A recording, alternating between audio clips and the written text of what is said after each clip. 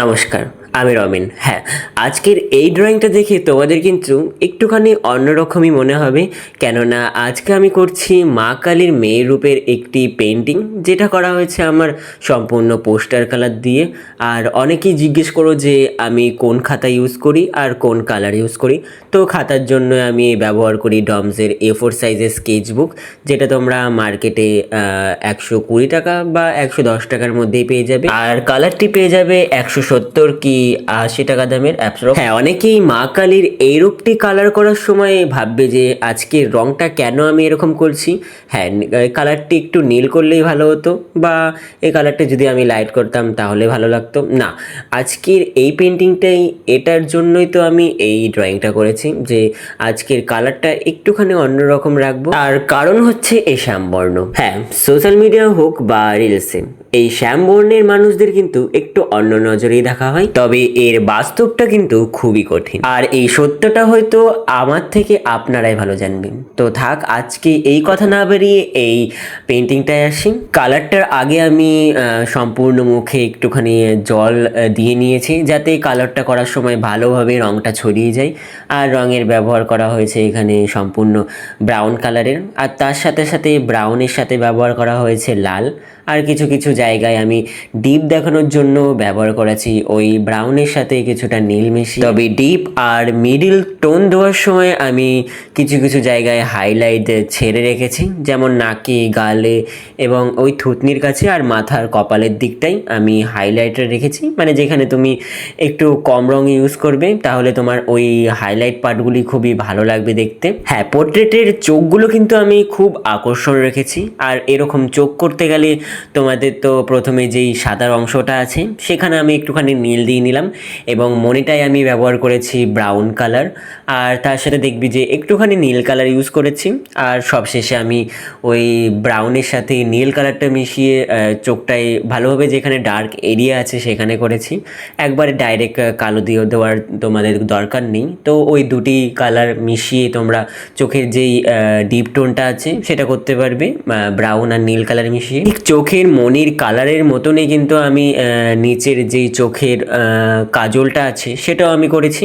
প্রথমে একটুখানি ব্রাউন দিয়ে নিয়েছি, তারপর ওই যেই কালারটা বানানো ছিল আমার ব্রাউনের সাথে নীলের সংমিশ্রণে করা, সেটাই আমি ওই চোখের নিচ দিয়ে জাস্ট কোনো রকম দিয়ে একটু হালকাভাবে মিশিয়ে দিয়েছি। বেশি জল দেওয়ার এখন চেষ্টা করবে না। আর মায়ের ত্রিনয়নীটাও আমি সেম ওই একই প্রসেসেই করেছি, ব্রাউনের সাথে ওই নীল মিশিয়ে কালো রঙটা করেছি।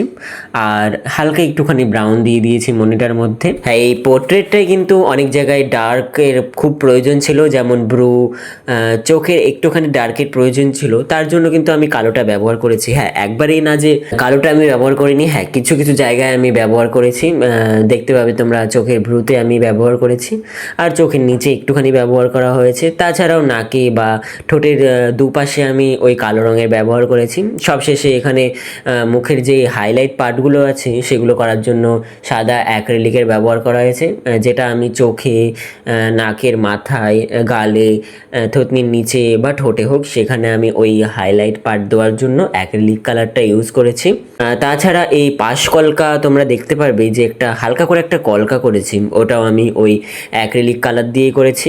আর গলায় যে মালাটা আছে সেটার দড়িটা আমি কালো রং দিয়ে করার পর হালকা একটা শঙ্খের মতন ছিল, সেই জিনিসটা আমি সাদা দিয়ে করে একটুখানি গ্রে শেড আনার জন্য ওই কালো রংটা ব্যবহার করা। পাশের জবাটা তোমরা দেখতে পাবে যে এখানে 3টে কালারে ব্যবহার করা হয়েছে। প্রথমত আমি লালটা ব্যবহার করেছি, তারপর ওই হাইলাইটের ওপরেগুলো দেখতে পাবে সেখানে কমলা রঙের ব্যবহার করেছে, সবশেষে একটুখানি ডার্ক দেখানোর জন্য লালের সাথে খয়েরি রং ব্যবহার করে ডিপ পার্টগুলো করেছি। চুলগুলি কালার করার আগে আমি ব্যাকগ্রাউন্ডটা করে নিলাম, আর ব্যাকগ্রাউন্ডটা আমি এখানে 2 কালারের সংমিশ্রণে করেছি। প্রথমত ওই লাল রঙের সংমিশ্রণ, আর আরেক পাশে আমি নীল রঙের সংমিশ্রণে করেছি। তারপর ওটা একটুখানি শুকানোর পর আমি চুলগুলো করে দিয়েছি। আর চুলটাও আমি এখানে দেখতে হবে যে দুটো কালারই ইউজ করে আমি করেছি, একটুখানি ব্রাউন আর একটুখানি নীল। হ্যাঁ, নীলটা একটুখানি বেশি রেখেছি। তারপর মায়ের বস্ত্রগুলি কালার করার জন্য এখানে ফার্স্টে আমি একটু হালকা টোনে দিলাম,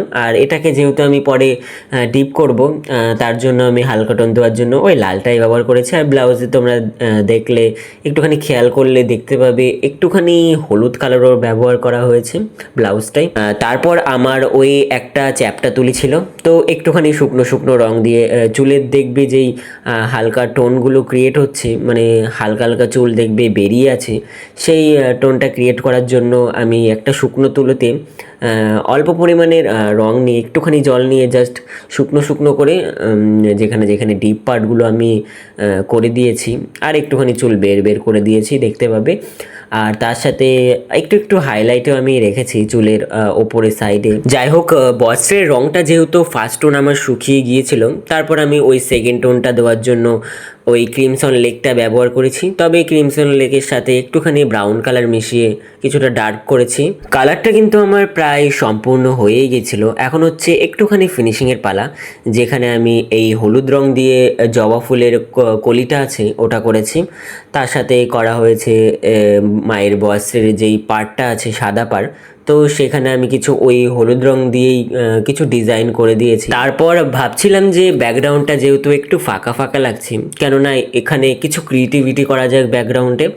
তো তারপর আমার মাথায় এলো যে যেহেতু এটা মা কালীর একটু বালিকা রূপ করছি, তো পেছনে মা কালীর প্রতিকৃতি না দিলে হয়, তো তার জন্য আমি ওই লাল রঙটাই একটুখানি ডার্ক করে বা লাল রঙের সাথে আমি খয়েরি রং মিশিয়ে মায়ের পেছনে মা কালীর প্রতিকৃতি আমি হালকা করে এঁকে দিয়েছি। তোমরা এই ড্রয়িংটা দেখলেই বুঝতে পারবে।